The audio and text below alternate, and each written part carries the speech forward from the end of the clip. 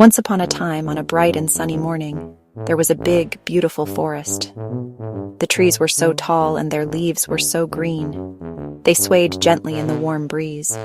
Little flowers in all the colors of the rainbow peeked out from the soft green grass. Busy bees buzzed from flower to flower, collecting sweet nectar, and happy little birds sang their cheerful songs from the branches high above. Deep inside this wonderful forest, there was a cozy little house. It wasn't a big house, and it wasn't a tiny house. It was just the right size. It had a little red door and windows that looked like smiling eyes.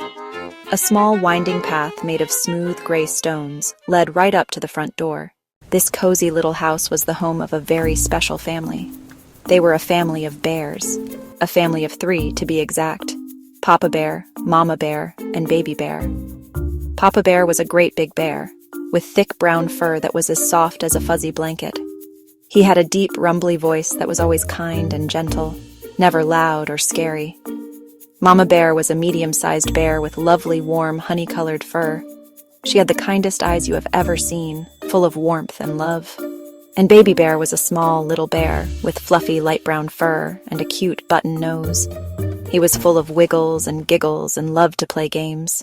On that very same sunny morning, a little girl was also taking a walk in the forest.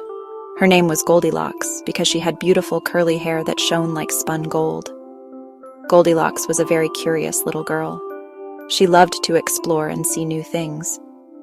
Soon she saw something she had never seen before: a cozy little house.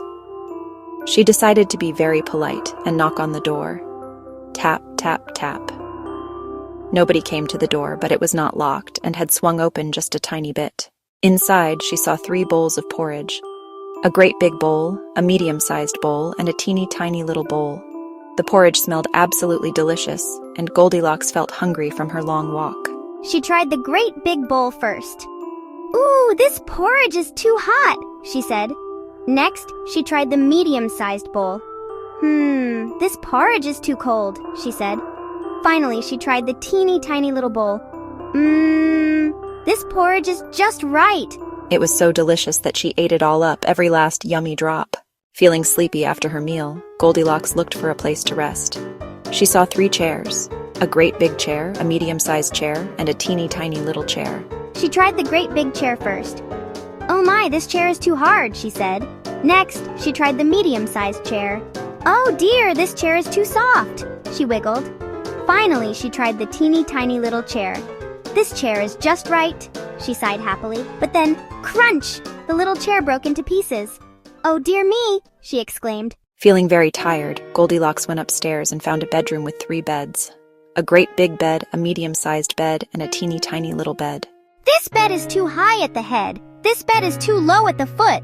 This bed is just right." She snuggled under the blanket and fell fast asleep, dreaming sweet dreams. Just then, the 3 bears finished their walk and came home for breakfast. Papa Bear noticed the door was open. "That's funny," he said. "I thought we closed it."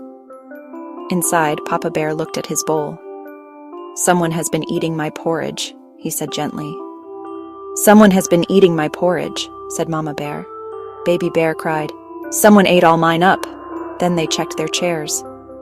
"Someone has been sitting in my chair," said Papa Bear. "Someone has been sitting in my chair," said Mama Bear. "And they broke mine," cried Baby Bear. The bears went upstairs to check their bedroom, wondering about their mysterious visitor. "Someone has been sleeping in my bed," said Papa Bear. "Mine too," said Mama Bear. Baby Bear looked at his bed and whispered, "Someone has been sleeping in my bed, and here she is." Goldilocks woke up and saw 3 furry, friendly faces looking down at her with curious, kind eyes. "Oh, I am so very sorry. I was tired from my walk and came in to rest. I didn't mean any trouble." It's always best to wait until you're invited, but we can see you're a polite girl. We're not angry. The bears walked Goldilocks to the door. Papa Bear promised to fix the little chair. "Come visit us again, but please knock first." "I promise I will. Thank you for being so kind." Goldilocks skipped home, having learned important lessons about kindness and respect. From that day on, Goldilocks and the 3 bears became the very best of friends, sharing many happy visits in the cozy house in the